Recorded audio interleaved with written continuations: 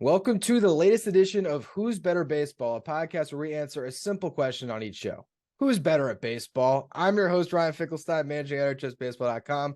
Got Peter Appel here, co-founder of Just Baseball, the host of the Just Baseball show, and the host of Not Gambling Advice, which ties into today's topic. Which division is better, the NL East or the NL West? And not just, which one's more competitive, which one will win more games this year? Peter, we're looking at over and unders. What do you think of the article I put together for us at justbaseball.com?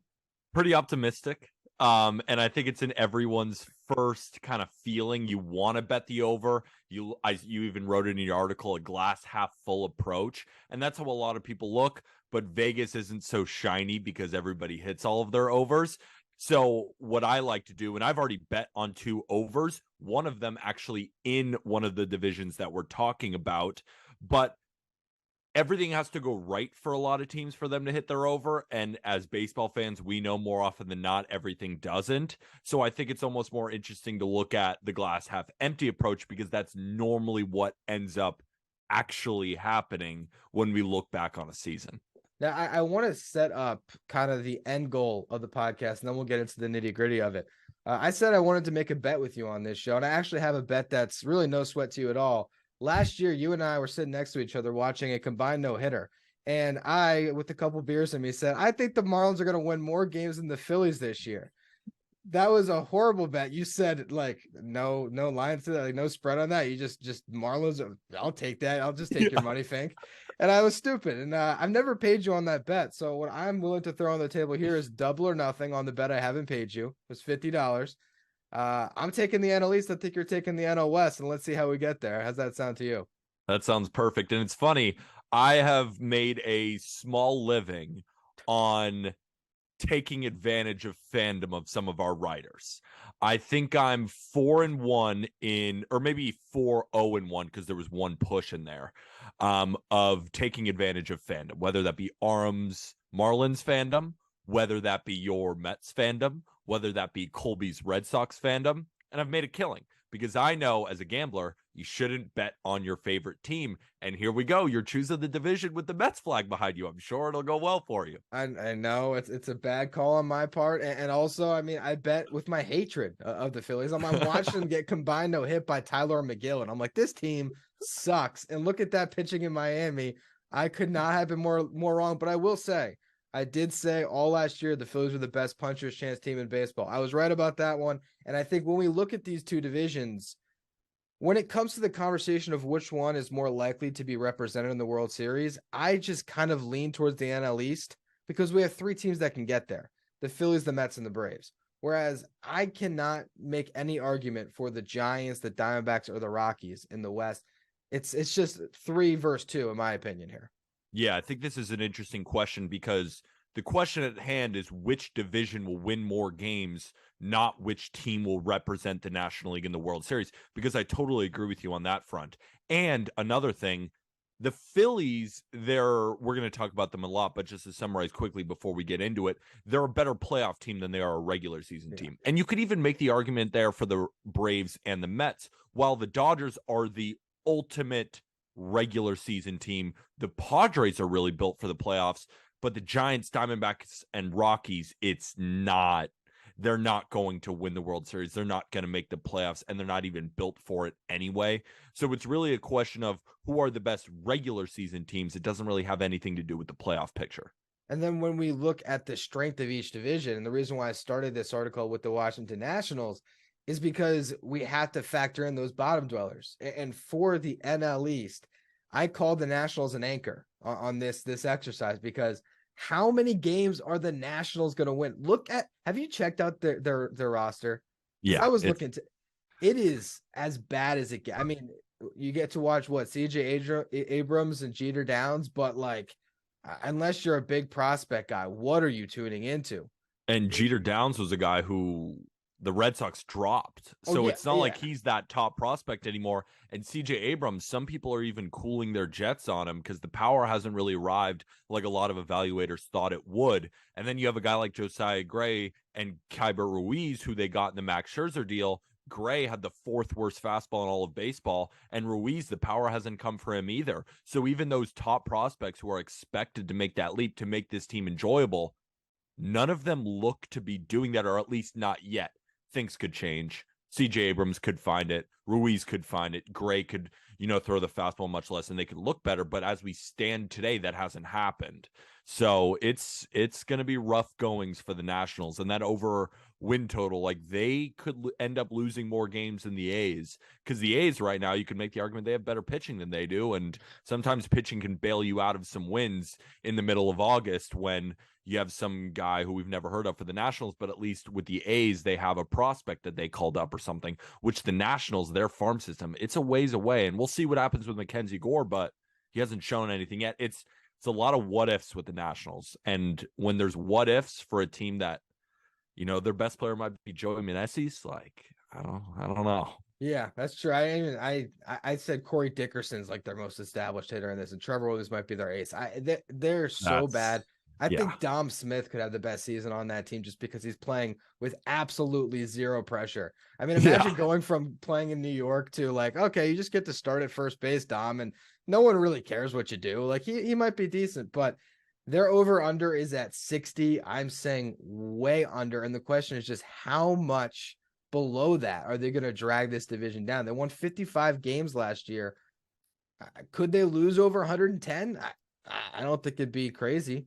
You want to know a funny stat? So they had, I don't know the exact winning percentage, but I do know this stat that with Juan Soto and Josh Bell, they had the same winning percentage after they left. Weird, right? Because you wouldn't expect that. So it's almost like, the clubhouse came together and say, well, we have nothing to lose. Let's go out and have some fun. I think they're going to play like that in 2023. So while the roster is as grim as any, they might play with an energy that ends up winning them a few games in the later innings, but it's hard to find out how rather than just relying on that energy, relying on that stat. So this is what could hurt the NL East in terms of a win, because we know the other teams are going to win games, but this team could be the worst team in baseball by a record perspective. Yeah, and then I think when you move from them onto the Marlins, to me, the two kind of biggest X factors in this division for win total, it's the Marlins and it's the Phillies, because I think we know what we're going to get with the Mets and the Braves. Really, for this conversation, I feel like Mets, Braves, Dodgers, Padres almost just kind of cancels each other out. Like you're probably looking at four teams that are going to be around 100 wins. How much above or below, we won't really know, but I feel like they're all kind of there. You go to the Marlins, and they tried. They get the participation trophy of the offseason. They're trying. They could have just done nothing. They got a rise. They signed Segura. They're a little better, I guess. The pitching is always going to be good. The over-under's at 74.5. Where would you lean on that alone? Under. And I think there is a lot of optimism here for the Marlins because people see a really good pitching staff. They see an improved offense and they say, well, they can't be worse than last year. I don't know. I truly don't. You look at the lineup and Jazz is as talented as anyone, right? He even said it himself. He says, when healthy, I'm the best player in Major League Baseball. And he's a freak talent, from the speed on the base pass to the raw power. But he's learning a completely new position, and he's coming off last season where he was injured. He even said it himself. He was dealing with injuries all year. Now he says he's healthy, but it takes a lot. You got to kind of retrain your body a little bit to play center field, a position that he's never played before. And then you look at a guy like Luis Arraez. Like Luis Arraez is a 300 hitter, but he doesn't add a ton of value outside of that. I would say he's an average, maybe below average second baseman up the middle. And yeah, he's going to have a high batting average, but he's not going to hit you for much power. He's not going to be a demon on the base pass either. And then you look at the rest of the team, like Segura was good at, but I thought it was interesting that no one would give him more than $17 million over 2 years. Garrett Cooper's a guy who's always banged up. Avisel Garcia, what are we going to see from him? Soler, banged up. What are we going to see? Wendell, he's their shortstop. De La Cruz, Stallings, like that's a bad lineup. And then we're just assuming that we get another unanimous Cy Young award from Sandy. He could be a 3 ERA guy. I think he's the best pitcher in baseball for my money, just because 230 innings, we don't see that anymore. And a guy like Jacob deGrom, pitch for pitch is the best, but it's almost a guarantee. But like a 3 ERA over 230 innings, that's still amazing, but it's not what it was last year. Could he take a slight step back and be not the unanimous Cy Young, but could he win a Cy Young and be slightly worse? Is Cueto going to be better than he was last year? Luzardo, Cabrera, Rogers. It's just, there's so many question marks, and then they don't really have anyone in the bullpen. And a lot of fans love the Puck trade, like I do, because they traded away Blade. But we'll see, right? Puck is automatically their best reliever, and he was a good reliever last year. 74.5 is too high. I'm looking at the under on this team. See, here I am going to let the Marlins, take money away from me 2 years in a row where I'm believing in this team. I don't know why. I mean, is it because I'm a South Florida native?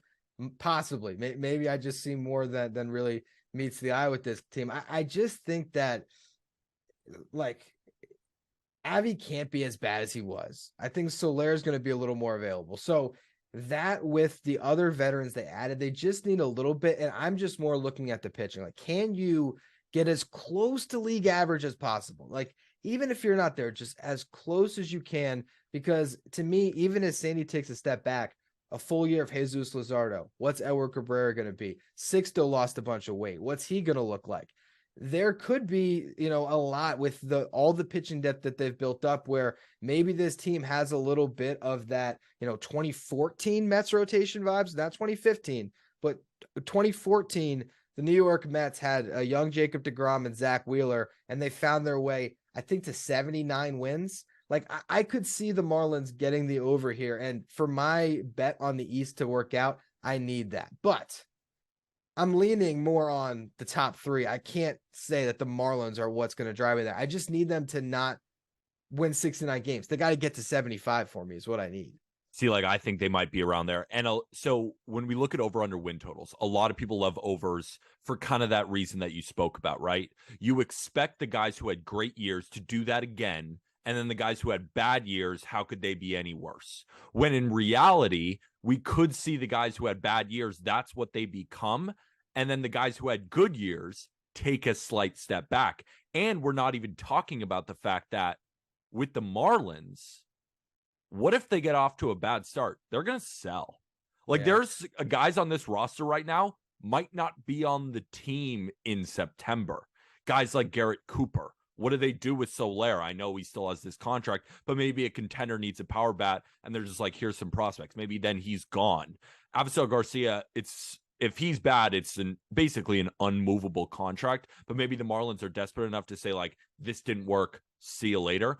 There's a lot of that could happen too. So unless the Marlins, everything works, and then they're playing 500 balls, so they decide, all right, we're not going to sell, that's how they can hit the over. But how likely is that? Right? Here's my, I don't want to spend 20 minutes on the Marlins on this because why the hell should we? But my last little piece to kind of combat that is, I think Kim Ng's, selective aggression this offseason tells you about a GM who is trying to fight for her job a little bit. She lost do you think they won or lost the Pablo Luis Arraez trade and then they got Puck? Oh, I don't think that they've won these trades, but I think it's the same thing as the Phillies where it's not necessarily about winning the transaction. It's about getting a couple wins better. And I think the Marlins might not sell because a lot of times they don't sell. Last year, they should have traded Pablo Lopez at the deadline, but they didn't.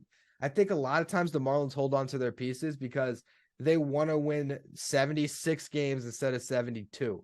And they're just trying to push a little bit further. And so I think they'll try all year. And because they'll try because they have pitching, I think they could hit the over, but I'm not strongly on it. I think I need to try to get behind a Phillies team that I could probably make the argument that they aren't going to be a 95 win team if I'm really, really looking at it, but I'll try to be optimistic for the sake of my bet here.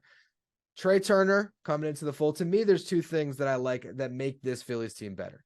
It's Trey Turner, and it's the opportunity to add Andrew Painter this year. And it's also looking at that left side, or not even the left side anymore, the left side of the World Series infield. What do Bohm and Stott do this year? I think by having Trey Turner in place, those guys don't have as much pressure on them. And particularly with Stott, I think we could see a lot of growth because of that. Could we? So my job is to play the opposite. Of course. Better baseball. My job is to play the opposite. Could we see a second-year wall for Bryson Stott? Good. Bohm, we'll see. No Bryce Harper for a while. And you're expecting Painter to make this impact, but when will it be? Right? I look at a Taijuan Walker deal and I say, is he a middling 4 ERA guy? Probably. I think history might tell us that. You as a Mets fan, I know you wouldn't have signed him for 4 years, $72 million. So Ranger Suarez, I do like. Let's see Nola and Wheeler stay healthy the entire year. They have as much talent as any duo in Major League Baseball, but let's see them both put up 200 innings. If our bet was, do they both put up 200 innings? What's your answer? So here's the messed up part about this is that as the host of Locked On Mets and the host that did Who's Better Mets Phillies and also Braves Phillies, I have been arguing against the Phillies for the past 2 weeks, and now I got to talk out of my ass the other way to say they're going to win 95 games. I don't think that they do. I look at that over under of 89, and I could see them right where they were last year, where they're sneaking in the wild card. And then again, as a wild card team, like, I don't think that their odds to win the World Series are that much worse than the Mets and the Braves that they get in the tournament, because we just saw it. But yeah, to me, it's got to be Trey Turner's got to be a top 5 MVP candidate this year for the Phillies to win over 90 games. And you need Real Muto to be as good as he was last year as well. So that's what they're looking at. The one thing I'll say too is, year 2 of Lindor with the Mets, we saw a lot better player.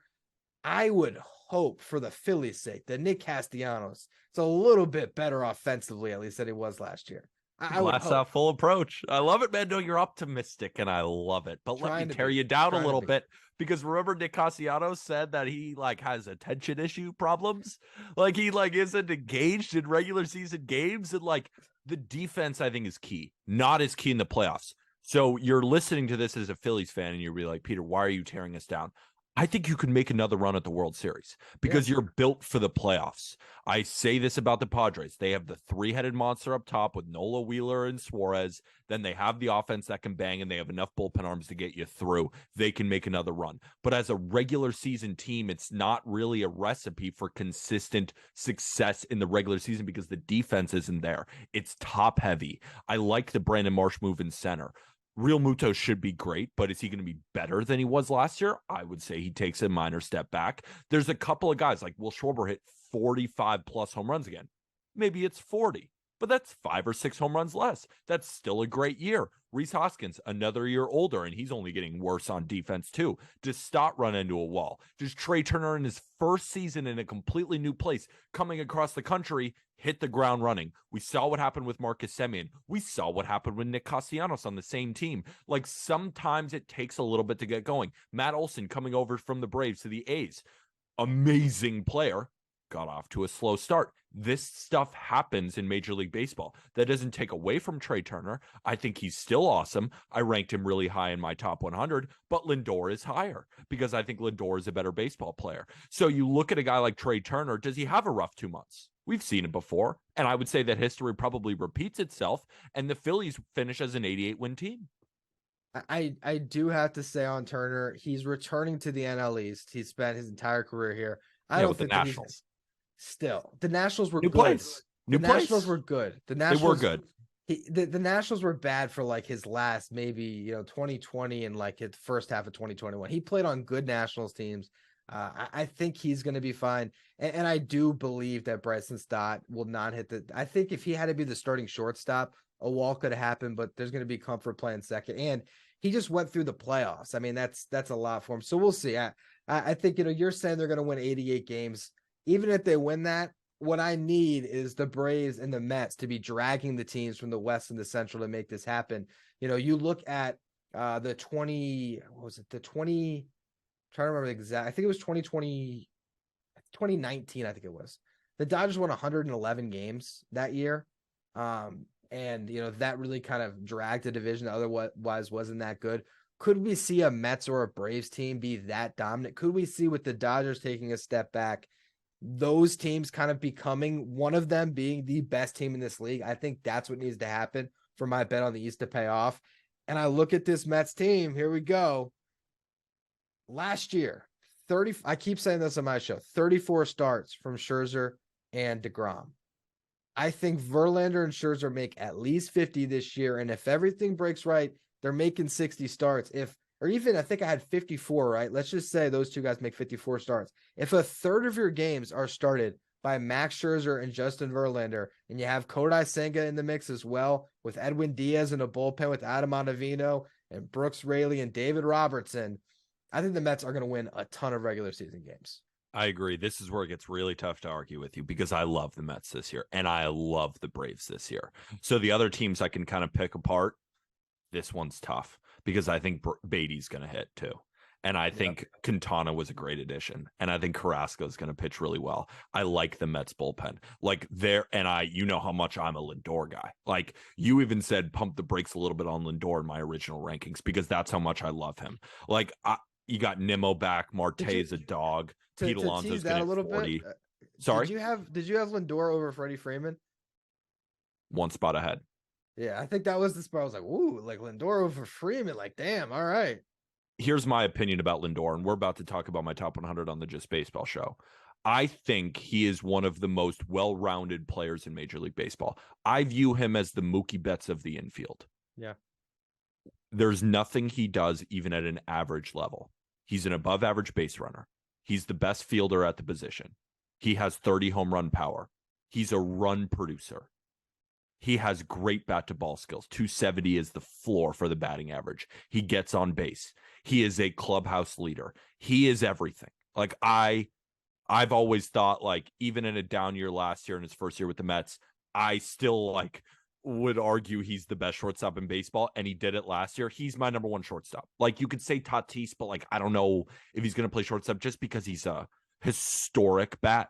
Like I think he's an historically good bat when he plays, but coming back from the PEDs, I ranked Tatis higher just because he's a freak. He's a freak in nature. On a talent level, he might be top 3. So he's a little bit above Lindor, but I just almost don't count him. From a pure shortstop perspective, I think Lindor's number 1. So it's hard for me to break down the Mets. What I can do is do a glass half empty approach. Verlander had the calf issue. Didn't look great in the playoffs. But then again, that was the playoffs. Like we're talking about the regular season. He's going to be awesome, and he won the Cy Young. Like 1.75 ERA. We saw Scherzer slow down at the end there, but it's Max Scherzer. He's going to be really good again. Like Carrasco, I think he's going to be better, but could he be worse? I just would be arguing that just for the sake of argument. Like I don't know how to tear down the Mets, other than I don't think they win 111 games, but I think 100 wins is in their future. I really do. Yeah, I mean, I made that as an example of, what you kind of need to break right, 111. But even if you're getting 105, or even if it was the same thing in the article, I said if you got, the Giants-Dodgers race of 2021 where it's 106 and 107, that's 213 wins from those two teams. And, a quick note on Lindor, I just watched his introductory press conference before it was like his first press of the spring. Like you could not have a better leader. Like he was talking about, I love him, seeing Brett Beatty for the first time. He's like, oh, the kid looked good. But I asked him what he's working on this offseason because I wanted to hear what he had to say about it. Even though I noticed, I wanted to hear what he got better. I was talking about staying low on the ball and all this stuff. And just talking about the adjustments he had to make in the way Carlos Beltran helped him, understand what it's like to play in New York. And that's why he was so much better going into year 2. I think year 3, like this could be the year that Francisco Lindor actually contends for an MVP in a Mets uniform. I think that he's gotten underrated because people thought that he was overpaid. And I think last year he proved he's not overpaid by any stretch, especially when we see Turner and Bogarts and all these guys get paid this offseason. So it's so funny you brought that up because, I'm preparing my MVP awards. I'm looking at, betting lines and all that kind of stuff. Lindor has good value. And I'm actually looking at him. Like because if the Mets win 100 games, let's say they finish first, it's going to be on the backs of him. Pete Alonso is going to hit, but at first base, it's hard for him to win MVP unless he hits like 55 home runs. His defense too. Pete's going to be like a 4-win player. Lindor could be an 8. He could be an 8-WAR player next year. Like I wouldn't be shocked. Like this could be the year where he goes crazy, hits 280 with 30 home runs, 110 RBIs, and is the best defender at the position while stealing 15 to 20 bags. It's an MVP. Yeah. Like, Trey's gone. We'll see how well he does, but I think Lindor turns in a better season. Acuna, love him, could win the MVP, but we don't know off the torn ACL. Like, he probably rakes and is up there, but like, if we're looking at MVP candidates, it's Mookie Betts, it's Machado, of course. I think Paul Goldschmidt takes a slight step back. I think Lindor might be the answer. It's certainly possible. It really is. And I will say too, last note on him, he had a pretty good season in 2017 coming off the World Baseball Classic. We saw an uptick in power. He was talking about being excited about wearing Puerto Rico on his chest again and getting to play game sevens every day leading to the season. He says it's exhausting, but it's worth it for him. I think being a more mature athlete at this stage of his career, getting that experience again, really being the captain of that team with Correa and some other guys not playing, I think you're going to see a really good Lindor this year. And that brings us, though, to the Atlanta Braves. I mean, this is a machine. I mean, they have won this division 5 years in a row. And even though I think on paper the Mets are better, and Jack and I discussed this last week on this show, and we both came to the conclusion that the Mets are a better team, neither of us could say it convincingly because it's the Atlanta Braves, and the Atlanta Braves win games. And a lot of times they win a lot of games in the regular season. And what they did last year, from whenever it was, June on or whatever that date was that Michael Harris came up and they turned it on, they play like the best team in baseball. And it's basically the same team, but you're swapping Swanson for Sean Murphy. And you might get some more of your pitchers back with Soroka. So that's another aspect of it. How do I argue against the Braves? Just don't even try, just accept that you move on to the Dodgers and the Padres. Just accept that they're going to win 100. Here's the glass half empty approach. Really? You're going to try? I'm going to try, even though I think they're going to win the World Series. Here's my glass half empty approach. Strider doesn't take that next step. Strider doesn't throw over 150 innings. No, not hurt, but just doesn't throw 150 innings. Morton falls off a cliff, which is possible. That is possible. That I can see. Kyle Wright doesn't turn in the same season he does last year. Okay. Possible. Max Fried is going to be really good. The bullpen is I have no notes on the bullpen. It is so good. It is so good. It's the best bullpen in baseball. And I don't want to hear anything about it. It is the best. It's whatever. Let's continue. Acuna's going to rake. Harris is going to be amazing. Riley's going to be great. Olson's going to be great in his second year. Sean Murphy's going to be a top 5 catcher. Ozzie Albies, I think everybody's low on because he doesn't walk, but he's an extra base hit machine and he's a great defender at second. Eddie Rosario. I'm trying to help you out. Look at Vaughn Grissom. That's where you make your argument. Yes, Vaughn Grissom is going to be terrible. Oh, he's going to be great. We know it. Dang it. He's going to be great because the Braves, he's working with Ron Washington in the offseason. If there's any team who can get the most out of the rookie, kind of like what I'm going to harp on the Giants, getting the most out of their veterans. If there's a team that can get most out of a young player, it's the Braves. He's going to be great. This team's going to win 104 games. Like, they're going to be a juggernaut. It's you arguing against the Padres or the Dodgers. It's you win this round. They're awesome, as are the Mets. Well, now let's move to the Padres and the Dodgers, because that's where I started this article. I went to the top of the West because I think the bottom is where the conversation gets more interesting. The Dodgers, they win regular season games. I mean, do we have to spend time on them? They're going to win over 100. How many more over 100? It could be 106. It could be 111 again. It could be 103. But, I mean, that's probably what the safest bet in baseball is. Someone gives you odds on Dodgers to win 100 games. I mean, this year it's over under 96. Did you already bet that? No, but I'm looking at it again because it's weird. It's the first season in a while that the Dodgers are coming into a season underrated. And while they did get worse, they won 111 games last year during the regular season. Like, Max Muncy was terrible last year. I think he's going to be good again. He was coming off a torn elbow. Like, did he have Tommy John or something? I like the signing of David Peralta. I like Miguel Vargas at third. I think Gavin Lux really found it with the bat last year. And I like the addition of JD Martinez. And that's not even mentioning Muncy, Will Smith, Freddie Freeman, and Mookie Betts. They have maybe the best bench in baseball with Barnes, Rojas, and Taylor. And then if Jason Hayward, he probably won't be on the team anymore, but it won't matter. And the rotation, everyone's saying that it's not very good. And I look at a rotation with Kershaw, Arias, and Dustin May. If Dustin May stays healthy, like, he has DeGrom upside, and I'm not being hyperbolic. Noah Syndergaard's good this year. I bet Noah Syndergaard's going to be good as the Dodgers. One thing I'll also note earlier, I was getting confused about when they won 111 games. That was last year, and that was what I was actually supposed to point towards. That last year, no other team in this division won 90 games, and the Dodgers won more games than, the Dodgers, but the NL West won more than the NL East because the Dodgers won 111. And yeah, I mean, like you said, What do that they win? 105? They could win more than the Braves and the Mets, but still the Braves and the Mets have a better postseason run than they do. I think we have to move it over to the Padres because the question is, will the Padres and the Dodgers combine to win more than the Mets and the Braves? And I just can't really answer that question. I think it's a wash. But I mean, all I wrote in the article was Juan Soto, Manny Machado, Xander Bogaerts, and Fernando Tatis Jr. Like that. What else do I have to say? I mean, are the Padres different question? Are the Padres the team that everyone's going to want to watch the most this year because of that star talent? Yeah, I mean, they have to be.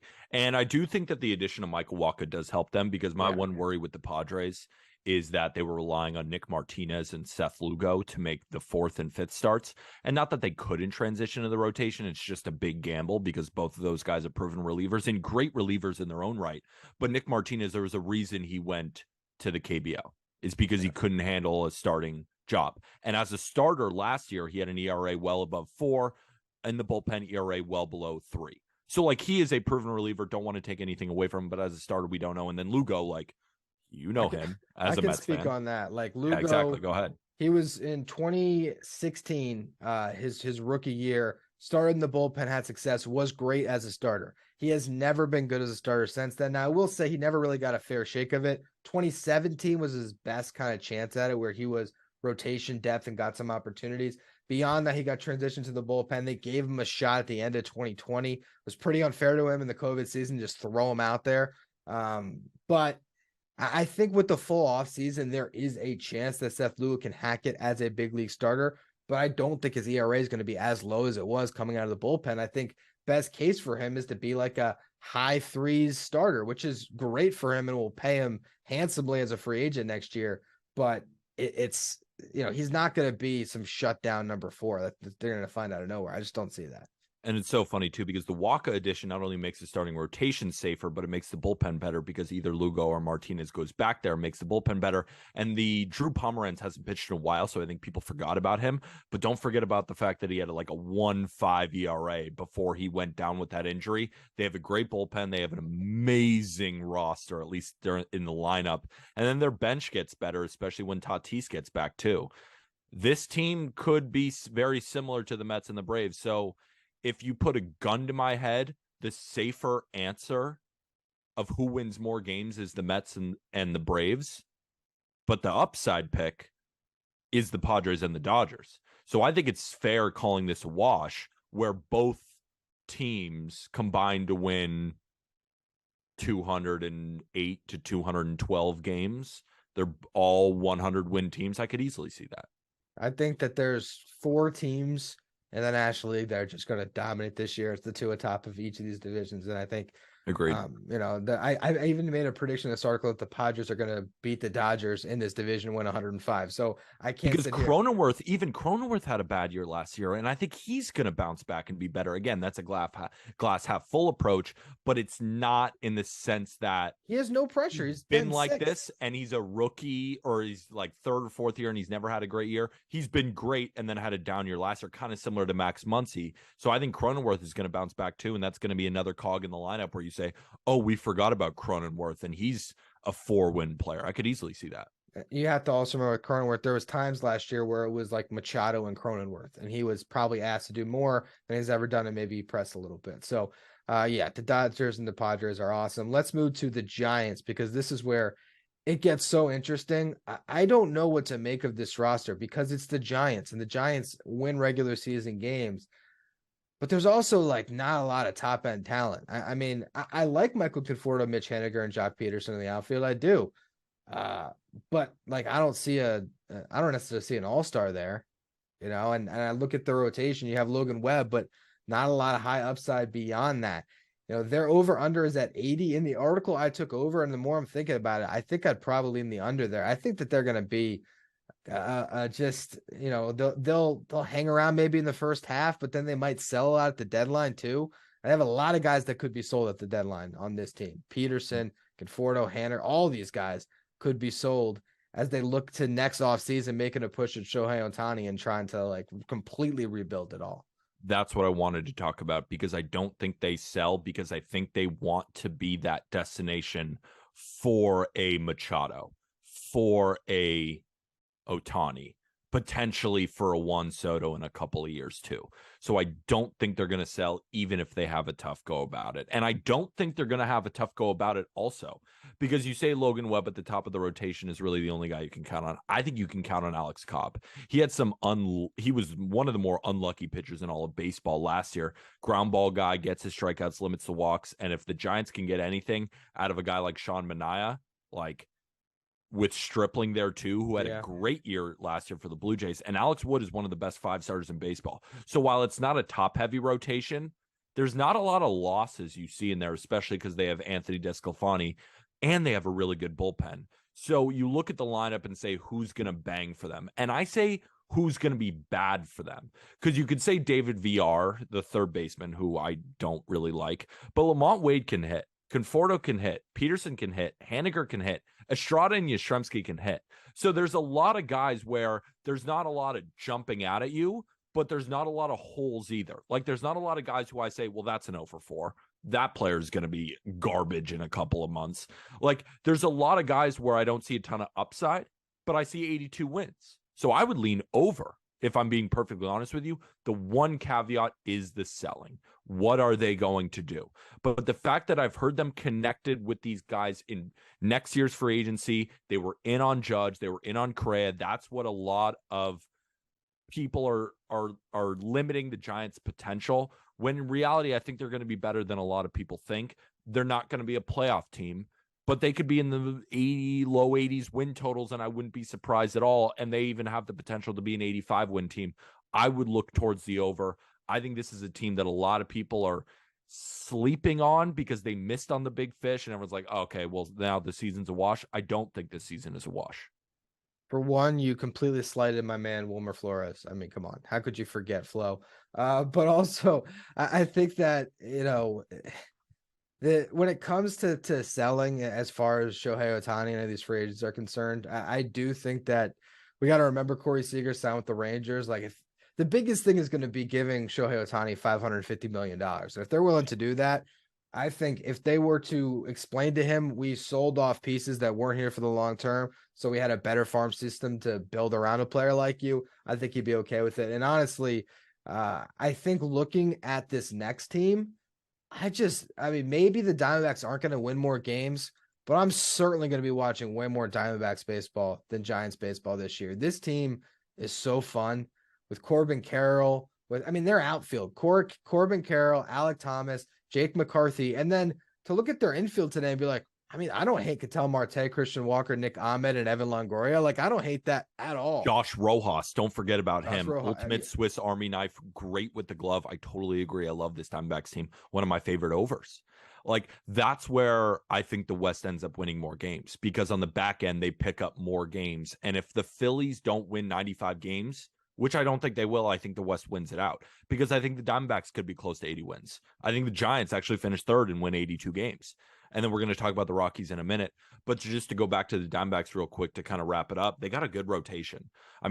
Gallen and Kelly, like that's a good duo. Kelly's not the sexiest pitcher, but if he's a middling threes guy because he throws strikes and he knows how to pitch, that's a good guy in your rotation.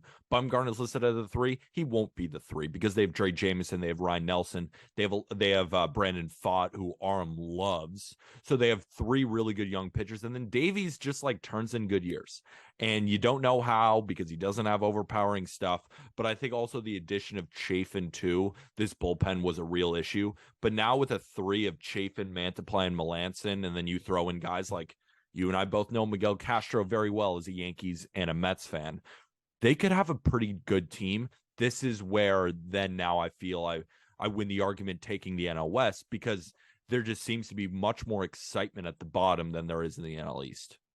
I think so. Basically, the way I look at it, I thought it was funny. I didn't make a note of it directly in the article, but I did note it when I was doing this, where it's like you have the Marlins as the 4th team in the NL East, Aram's team, and then you have the team he's going to want to watch in the Diamondbacks. Like, which team is Aram Layton going to like more, the Diamondbacks or his own Marlins? Because Diamondbacks. It's loaded with these. Like, who doesn't want to watch Corbin Carroll play baseball? He's going to be one of the most exciting players to watch this year.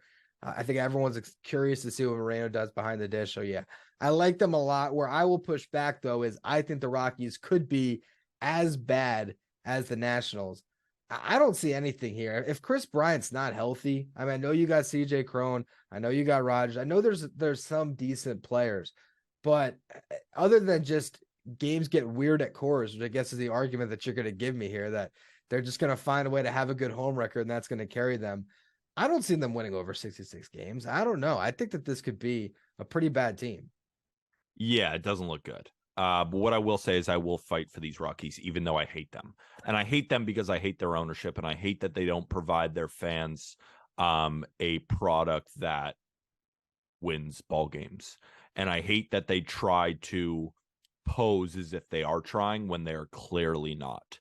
But what I will say is when I look at this roster, I see a Chris Bryant who barely played last year, who, when healthy, is still one of the better players in the National League. And especially in Colorado, if he stays healthy, I think he could go nuclear. Ryan McMahon is a good defender, and he still hits. Cron is going to give you 30 and 100. I think Blackmon being in a full DH role will help him at least at the plate. And Ezekiel Tovar could win Rookie of the Year. We talk about Corbin Carroll. We talk about a lot of these guys in the National League. But Tovar is a guy who's going to get everyday reps, and he's already got the glove. It's just if he hits, and he gets to hit at Coors Field.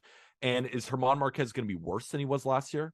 I would venture to say that he's a little bit better. I think Kyle Freeland can be even better. Urania is going to be terrible. Austin Gomber is not good, but he's not. That's where I go here. I mean, look at that rotation. It's hard to make a really good argument about the rotation outside of Marquez and so Freeland. Weak. But the bullpen isn't bad. Bard, Pierce Johnson, Lamet, that's not too bad. Like, it's not good, but it's better than the Marlins' top 3 in their bullpen. I think it's much better than the Nationals.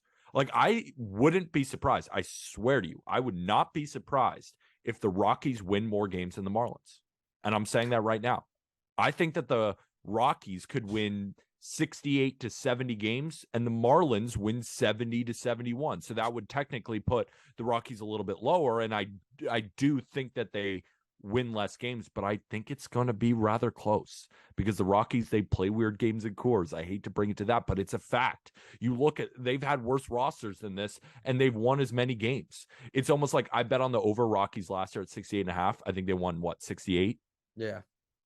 They're probably going to do it again because it's not like the roster is worse than it was last year and they get Chris Bryant back and you put Tovar in the equation. And this year it's at 66. So that if you took the over this year, it would hit.